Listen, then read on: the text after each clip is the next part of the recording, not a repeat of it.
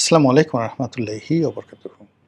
সম্মানিত দর্শক, আজকে ভিডিওটি করছি শুক্রবার দিন। আজকের দিনে আমাদের রাষ্ট্রপতি জনাব শাহাবুদ্দিন চুপ্পু তিনি পদত্যাগ করেছেন। প্রচণ্ড শারীরিক অসুস্থতা এবং তিনি যা লিখেছেন তার পদত্যাগপত্রে, সেই অসুস্থতার যে লক্ষণ সেটা হলো যে তিনি নিউরোলজিক্যাল প্রবলেমে ক্ষণেকের তরে খুব অল্প সময়ের জন্য তিনি অচেতন হয়ে যান। তিনি বুঝতে পারেন না তিনি কি বলছেন, কি শুনছেন, কি দেখছেন। তো কাজেই তার এই ধরনের যে অসুস্থতা, শারীরিক, মানসিক, এটি রাষ্ট্রপতির মতো একটি গুরুত্বপূর্ণ এবং মহান দায়িত্ব পালন করার জন্য উপযুক্ত নয় এবং নিরাপদ নয়। এই কথা বলে তিনি পদত্যাগপত্র স্বাক্ষর করেছেন। তো আমি যে শিরোনামটি আজকের এখানে উল্লেখ করেছি, সেই শিরোনামটি আমি সাধারণত যেটি কাজ করি যে যখন আমি একটা কোনো ভিডিও তৈরি করি তার ২ দিন ৩ দিন আগে অনেক সময় শিরোনাম তৈরি করি। সাধারণত কারেন্ট অ্যাফেয়ার্স নিয়ে একেবারে আজকের ঘটনা বা এই মুহূর্তের ঘটনা নিয়ে আমি সাধারণত ভিডিও করি না। আমার ভিডিওর যে কনটেক্সটগুলো থাকে তা সাধারণত অনেকটা এডিটোরিয়াল কায়দায়। যে যেকোনো একটা বিষয় ইন ডিটেইলস, এটার ইতিবাচক কী হতে পারে, নেতিবাচক কী হতে পারে, এটার বৈজ্ঞানিক ব্যাখ্যা কী হতে পারে, এটার ম্যাথমেটিক্যাল টার্মস কী হতে পারে, ইত্যাদি ইত্যাদি বিষয়গুলো আমি যতটুকু জানি রাজনীতি, সেটা আপনাদের কাছে বলি। অনেকের ভালো লাগে, অনেকের হয়তো ভালো লাগে না।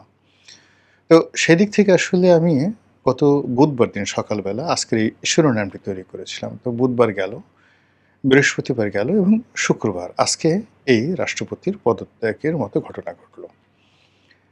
রাষ্ট্রপতির যখন পদত্যাগ হলেন ঠিক সেই সময়টাতে ঢাকাতে রথযাত্রা হচ্ছিল। রথ হলো হিন্দুদের একটি উৎসব।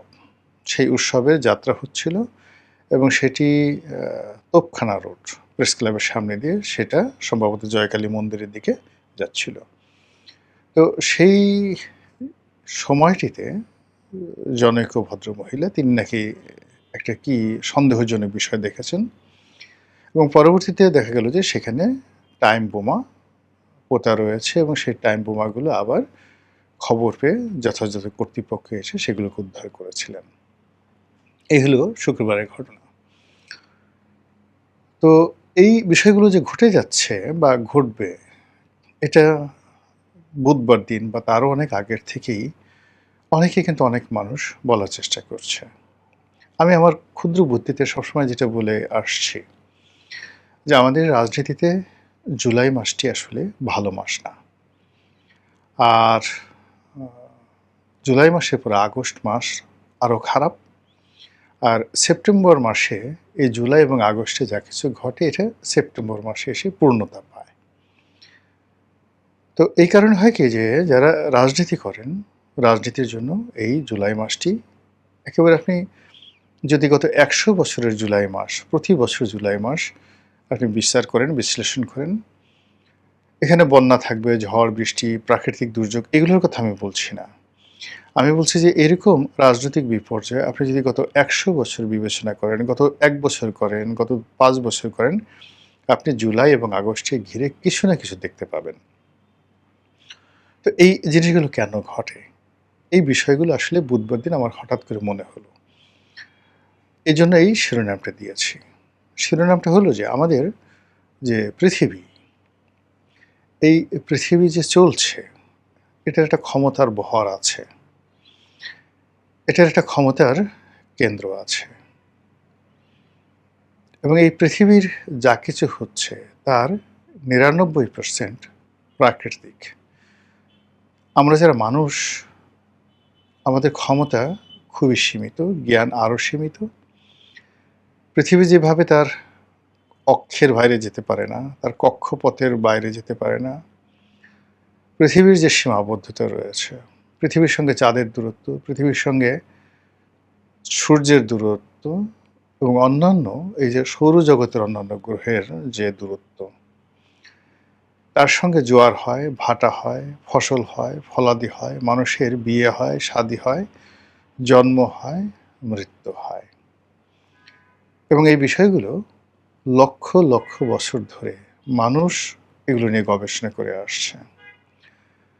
আমরা যে সকল ইতিহাসের সেই বিখ্যাত ধর্মগ্রন্থ বলেন, ইতিহাস গ্রন্থ, মহাকাব্য যা কিছু পাই, প্রায় সব জায়গাতেই এই জ্যোতির্বিজ্ঞানগুলো সামনে চলে আসে।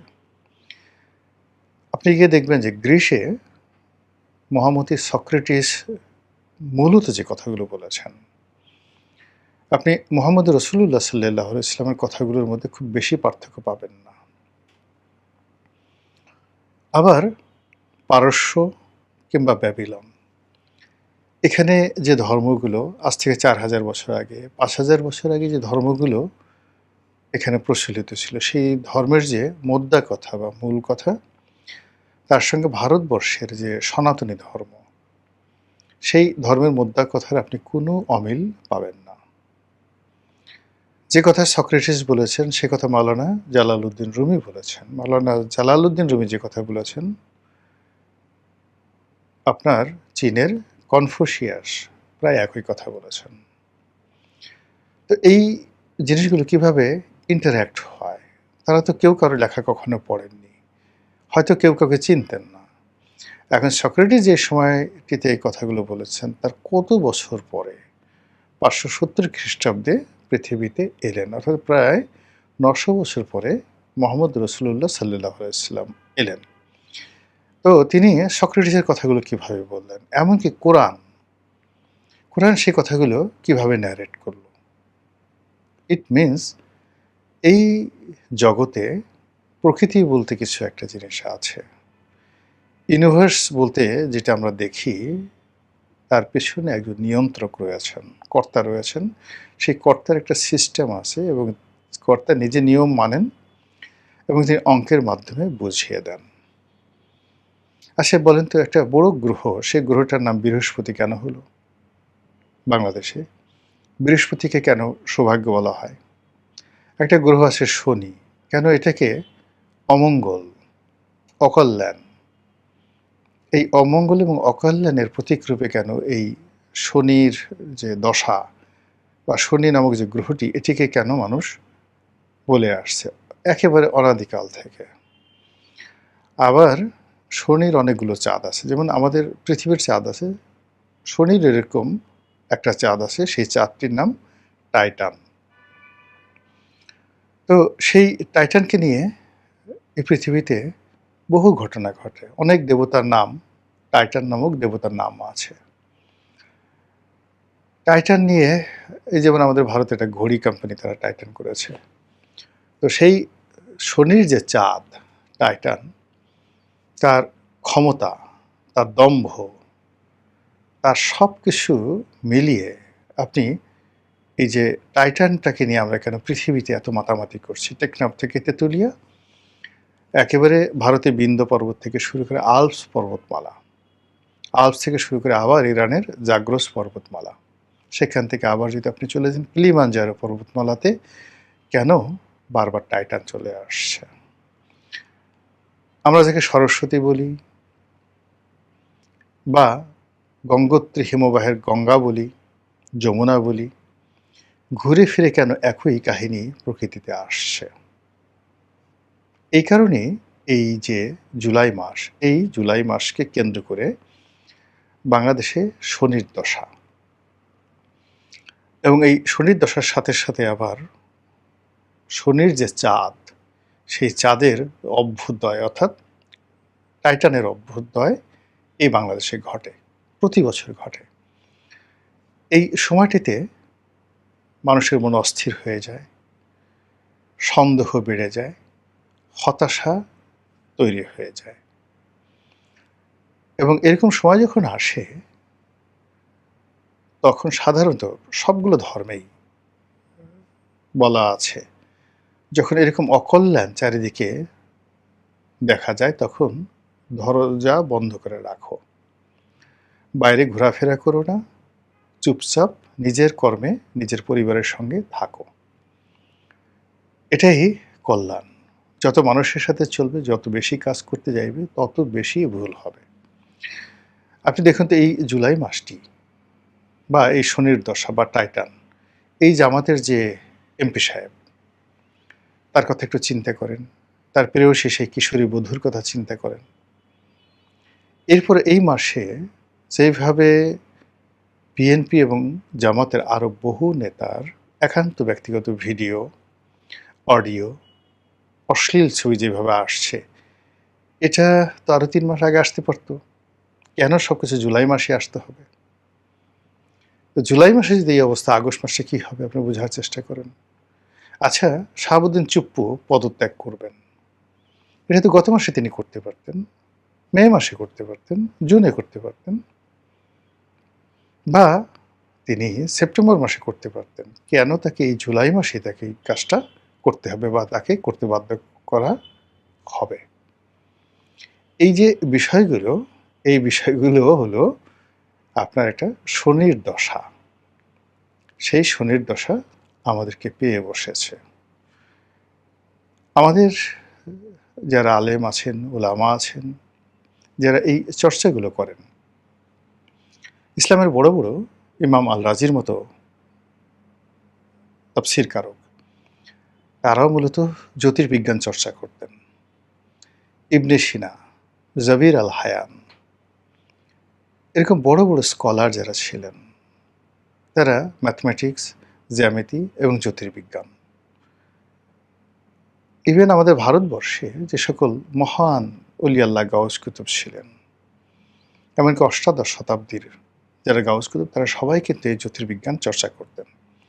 কিন্তু দুর্ভাগ্যজনক হলো সত্যি আমাদের দেশের এখন যারা সব ধর্মেরই, যারা যাকে বলা হয় ধর্মগুরু, তারা বিবাদ করেন, বিসংবাদ করেন, ইতিহাস বলেন, কাহিনী বলেন, তাদের ধর্মগ্রন্থ থেকে বিভিন্ন উদ্ধৃতি বলেন, কিন্তু এগুলোর সাথে যে গ্রহ, নক্ষত্র, জ্যোতির্বিজ্ঞান, অঙ্কশাস্ত্রের, বিজ্ঞানের যে একটা সংযোগ রয়েছে, সেই দিক নির্দেশনা তারা দিতে পারেন না।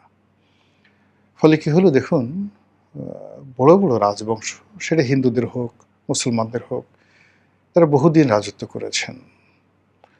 তাদের বায়তুল হিকমা ছিল, লাইব্রেরি ছিল, তাদের জ্ঞানীগুণী বিজ্ঞানী ছিল, জ্যোতির্বিজ্ঞানী ছিল, তাদের জ্যোতিষী ছিল, তাদের অলি আল্লাহ গাউস কুতুব তাদের দরবার আলোকিত করতেন। ফলে তারা যে কোনো সিদ্ধান্ত চমৎকারভাবে নিতে পারতেন। কিন্তু আমাদের এই দেশে এই সময়টাতে, মানে যেখানে জ্ঞান আছে, যেখানে গুণ আছে, সেখান থেকে রাষ্ট্র, রাজনীতি এবং রাজনীতিবিদ তারা সবসময় দূরে থাকেন। যেখানে নির্বুদ্ধিতা আছে, যেখানে অহংকার আছে, যেখানে দুর্গন্ধ রয়েছে, সেই জায়গাগুলোকে তারা বেছে নেন। ফলে একটার পর একটা বিপর্যয় তাদের ঘটতে থাকে সারা বছর, আর সেই বিপর্যয়ের ফলাফলটা এসে প্রতি বছর জুলাইতে এসে তাদেরকে হানা দেয়, তছনছ করে দেয়, একটু একটু করে ক্ষয় করে দেয়। আপনি শেখ হাসিনার শেষ 5 বছরের জুলাই মাসগুলো আপনি মূল্যায়ন করেন, দেখবেন যে প্রতি বছর জুলাই মাসে তার কী পরিমাণ, জুলাই এবং আগস্ট মাসে কী পরিমাণ তার শক্তি ক্ষয় হয়েছে। তো সেই দিক থেকে একেবারে এই বছরের যে জুলাই মাস, সেই জুলাই মাসের, মানে এই তারেক রহমান সরকারের জন্য প্রথম জুলাই, এই প্রথম জুলাইতে তিনি যে বিপদ এবং বিপত্তির মধ্যে পড়লেন, এবং তিনি যে চ্যালেঞ্জের মধ্যে পড়লেন, তিনি যে অস্থিরতার মধ্যে পড়লেন, এবং যে আতঙ্ক এবং ভয়ের মধ্যে তিনি পড়ে গেলেন। অর্থাৎ দেখেন এই মাসেই তাকে তার বাবার হত্যাকারীকে তিনি পেয়ে গেলেন। এই মাসেই এই হত্যাকারীকে তিনি গ্রেপ্তার করতে পারলেন, তাকে আবার কোর্টে তোলা হলো। আপনি এই যে জুলাই কেন্দ্রিক যে ঘটনাগুলো ঘটছে, যে সিদ্ধান্তগুলো তিনি নিচ্ছেন, তার প্রতিপক্ষ তার বিরুদ্ধে যেভাবে এই জুলাই মাসে রাজপথে নামছে, সব মিলিয়ে আমার কেন যেন মনে হচ্ছে পুরো দেশের রাজনীতি, অর্থনীতি সব কিছুতে একটি শনির দশা ভর করেছে। এবং শনির যে সবচেয়ে শক্তিশালী, যে কিনা পুরো শনিকে জোয়ারে নিয়ে যায়, ভাটাতে নিয়ে যায়, সেটা হলো শনির চাঁদ, দ্য টাইটান।